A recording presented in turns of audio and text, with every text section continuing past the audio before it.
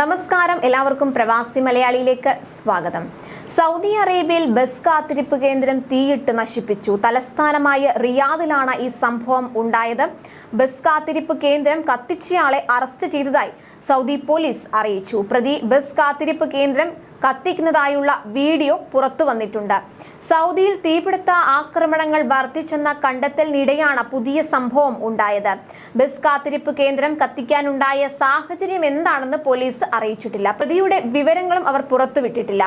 പ്രതി സൗദി പൗരൻ ആണെന്നാണ് നിഗമനം. പരമ്പരാഗത സൗദി വസ്ത്രം ധരിച്ച ഒരാൾ ആദ്യം ഒരു കുപ്പിയിൽ നിന്ന് ഇന്ധനം തളിക്കുന്നത് ദൃശ്യങ്ങളിൽ വ്യക്തമാണ്. ശേഷം കുറച്ച് കടലാസുകൾ നിലത്ത് വിതറുകയും ചെയ്യുന്നുണ്ട്. അതിനുശേഷം ഇന്ധനം കൊണ്ടുവന്ന ഒരു ക്യാനിന്റെ മുകളിൽ കടലാസ് വെച്ച് കത്തിക്കുകയും ശേഷം അത് നേരത്തെ ഇന്ധനം തളിച്ച ചുമരിലേക്ക് തട്ടിയിടുകയും ചെയ്യുന്നുണ്ട്. UAE general directorate of public സെക്യൂരിറ്റിയാണ് ഈ ദൃശ്യങ്ങൾ സമൂഹ മാധ്യമങ്ങളിൽ പങ്കുവച്ചത്. പ്രതിയുടെ മുഖം മാസ്ക് ചെയ്താണ് വീഡിയോ പങ്കുവച്ചത്. അതേസമയം സമീപ വർഷങ്ങളിൽ തീപിടുത്താക്രമണങ്ങളുടെ പേരിൽ സൗദി അധികൃതർ നിരവധി പേരെ അറസ്റ്റ് ചെയ്തിരുന്നു.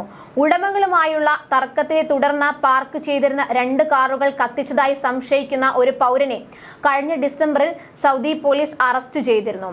വടക്കൻ സൗദി അറേബ്യയിലെ അൽ ജൗഫ് മേഖലയിലെ അൽ ഖുറിയാത്ത് ഗവർണറേറ്റിലായിരുന്നു ഈ സംഭവം. കാർ ഉടമകളുടെ വീടിന് പുറത്ത് അവർ തമ്മിലുള്ള വഴക്കിനെ തുടർന്നാണ് സംഭവം നടന്നത് എന്ന് പോലീസ് അറിയിച്ചു. 2021 നവംബറിൽ 2 പേർ തമ്മിലുള്ള തർക്കത്തെ തുടർന്ന് സൗദി പൗരന്റെ ഉടമസ്ഥതയിലുള്ള 100 തേനീച്ച കൂടുകൾ കത്തിച്ചിരുന്നു. സംഭവത്തിൽ യമൻ സ്വദേശിയായ പ്രവാസിയെ അറസ്റ്റ് ചെയ്തതായി സൗദി പോലീസ് പറഞ്ഞു. സൗദി അറേബ്യയുടെ തെക്കൻ പടിഞ്ഞാറൻ മേഖലയായ ജിസാനിലാണ് സംഭവം. 1 മാസം മുൻപ് ജിസാനിൽ ജുമുഅ നമസ്കാരത്തിനിടെ ഒരു സൗദി പൗരന്റെ കാർ കത്തിച്ചിരുന്നു. സമീപത്തെ കടകളിലെ നിരീക്ഷണ ക്യാമറകൾ പരിശോധിച്ച് പ്രതിയെ പോലീസ് പിന്നീട് പിടികൂടുകയായിരുന്നു.